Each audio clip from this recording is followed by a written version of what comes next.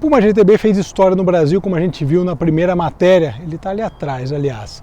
Hoje a gente vai falar do S2, que foi apresentado no Salão do Automóvel de 78 e trouxe um estilo completamente novo ao modelo que continuou sendo desejado. Esse aqui em especial traz algumas modificações, algumas diferenças em relação à versão original.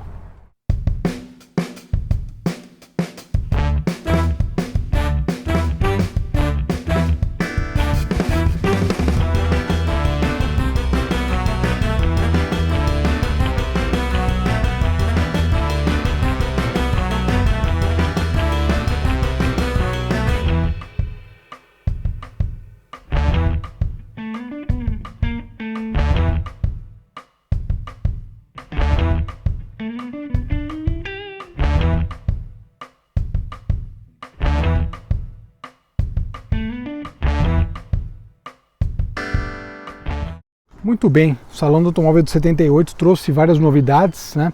Trouxe o novo Passat, né? O Passat que deixou os faróis redondos e passou a ter o conjunto quadrado.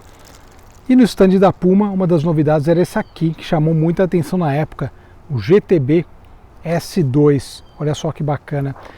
Durante muitos anos, antes até de conhecer o S1 que está ali, o primeiro GTB, ele não é S1, mas o GTB S2 era o que eu achava mais legal. De fato, continuo achando ele um carro muito legal porque ele acabou trazendo muitas diferenças em relação ao primeiro. Realmente foi algo que rompeu com aquele primeiro estilo. Vamos aí algumas características gerais. Acho que a maior característica que a gente nota desse carro, que o pessoal notou lá naquele salão, foi a ausência de cromados. Ele passou a ter todos os detalhes em preto e essa frente nova, né, com os 4 faróis, dando uma personalidade bem própria, bem diferente para ele, inclusive para-choque também preto. Esse carro, esse exemplar passou pelas mãos do Batistinha, né? Ele recebeu alguns diferenciais em relação aos originais. O primeiro deles, que a gente nota logo de cara, o tamanho das rodas, originalmente 14, e aqui ele está usando 17 na dianteira, e aqui na traseira está usando 18 polegadas, inclusive está usando ali freios a disco nas traseiras também, nas 4 rodas então. Mas falando do desenho, eu acho que esse carro, eu acho ele muito bonito, sempre achei muito bonito por conta disso. Ele traz elementos que lembram o outro GTB, então por exemplo a maçaneta, tá vendo? Ausência de cromados, pintada de preto. Esse desenho que eu ressaltei na outra matéria, né? Que ele vem e sobe, aqui ele desce, então é uma alusão ao desenho do Gran Turismo. E o conjunto dele com a traseira também eu acho muito legal mesmo. Cara, eu adoro o Puma GTB, eu acho um dos carros mais legais já produzidos, né? E justamente, aqui daí a gente tem as lanternas de Brasília, então elas dão a volta aqui, né? Elas vêm e viram aqui.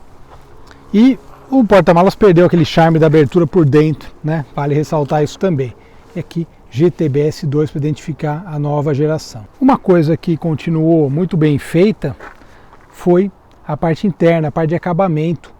Olha só, o acabamento desses carros, mesmo com padronagens diferentes, era muito legal. Olha só, 2+2, então passou a receber couro ao invés do tecido. Eu particularmente acho o tecido sensacional também, quero deixar aqui registrado para a posteridade. O acabamento do teto ficou até mais simples do que era antes. Uma das novidades, cintos de segurança retráteis. Comentando aqui sobre o painel, uma coisa que eu falei na outra matéria foi justamente que a ergonomia do Puma era legal, do primeiro. Era legal a ergonomia dos instrumentos, mas a ergonomia para dirigir era bem estranha. Por outro lado, nesse S2, a ergonomia para dirigir, vocês vão ver a gente andando, melhorou bastante, deu uma boa evoluída em termos de qualidade, né, para o motorista. Aqui, o conjunto de luzes, né, de interruptores mudou para cá. Ele ganhou um painel mais envolvente, de certa forma, apesar que aquele é muito envolvente também, e os instrumentos saíram do meio, os instrumentos gerais, de pressão de óleo e tal, e vieram para cá, também à vista do motorista. Assim como os da ventilação, toca-fitas e o ar-condicionado também, que era um diferencial, né, do Puma que eu comentei.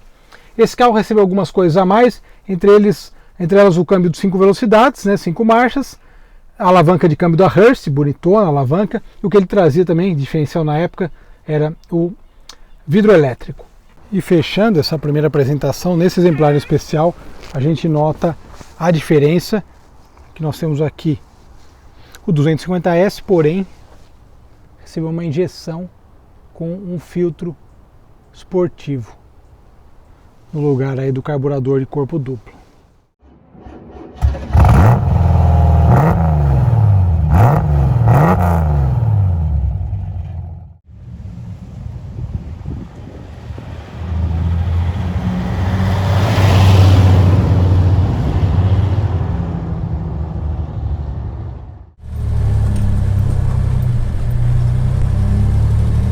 Muito bem, Puma GTB S2, na verdade a designação S1 nunca foi usada, ela não existe. É Puma GTB e Puma GTB S2.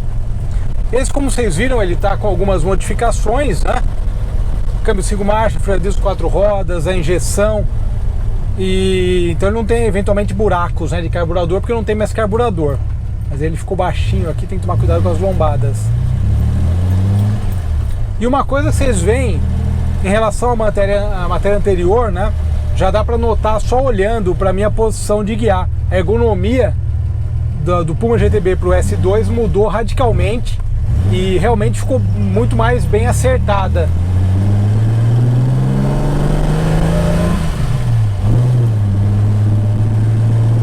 Você tem uma visão do painel, a ergonomia mesmo, realmente. Acho que no GTB inicialmente eles fizeram o carro, fizeram as adaptações e pensaram numa outra ergonomia. Me parece que no S2 eles sentaram realmente e falaram, pô, vamos pensar num negócio aí para efetivamente as pessoas dirigirem durante um longo tempo, né? Como eu falei, o GTB é o meu preferido das gerações, mas não dá para negar que esse aqui tem um apelo belíssimo. Em termos de dirigibilidade, mesmo o original, ele acaba sendo superior por conta do acerto aí da ergonomia, mais espaço para as pernas, né? Você tem uma ideia nesse sentido. Apesar que tem uma coisa que vale ressaltar, que é esse ar-condicionado que pega aqui no joelho, né? Eu acredito que alguém que for um pouquinho mais alto vai notar e deve notar que isso dá uma diferença.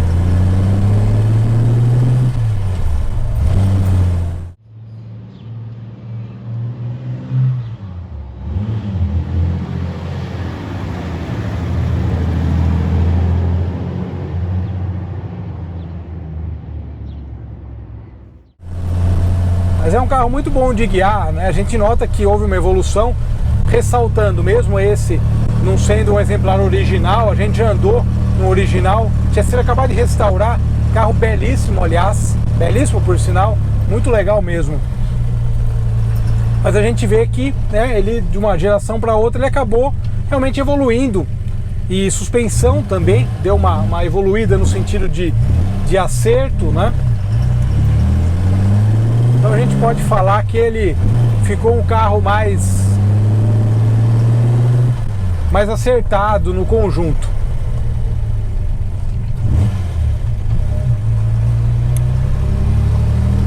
E uma coisa que foi bem legal foi essa apresentação no Salão do 78. Como eu falei no início, né, o salão trouxe outras novidades de outras marcas. Foi um salão bacana. Eu, na verdade, gostaria de ter ido nesses salões antigos, viu? Devia ser muito legal.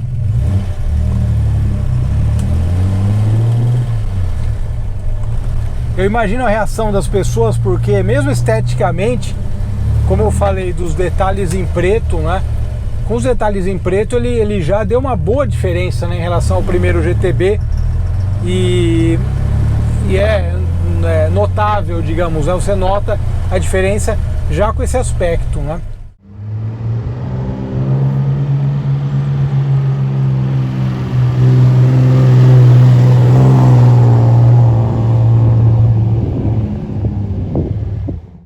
A gente vai conhecer numa próxima matéria o AMV. Foi a última fase do GTB, foi o canto do cisne, né, como eles dizem, que já marcou um momento final, mas também não deixa de ser um carro interessante, fechando um contexto. Mas, cara, eu imagino o cara lá 1980, né, com um Puma desse, realmente muito legal, né? Porque o Puma é um carro que ele acabou tendo, o GTB, né? essa sacada de Opala, então essa sacada do Opala SS com a mecânica, mas por outro lado ele tinha um apelo muito exclusivo, né? Eu acho que essa é a grande sacada do GTB. A Puma acertou em cheio assim na ideia, na proposta. E essa história começou, né, no Salão de 78 e foi terminar aí logo no começo dos anos 80, 82, 83, a Puma, até o 84, né, a Puma teve as dificuldades e a produção realmente parou. E daí veio o AMV depois na sequência, que a gente vai conhecer na próxima matéria. Eu lembro que comentaram que o banco era um pouquinho baixo. Nesse eu notei, no outro GTB S2 que eu andei, não. Então às vezes você olha pelo capô assim, mas é um detalhe, é só encher um pouquinho mais o banco, acho que resolve. Obrigado pela audiência, um grande abraço a todos, nos falamos. Cara, andar em Puma é sempre legal, seja a ar ou a água. Obrigado, tchau.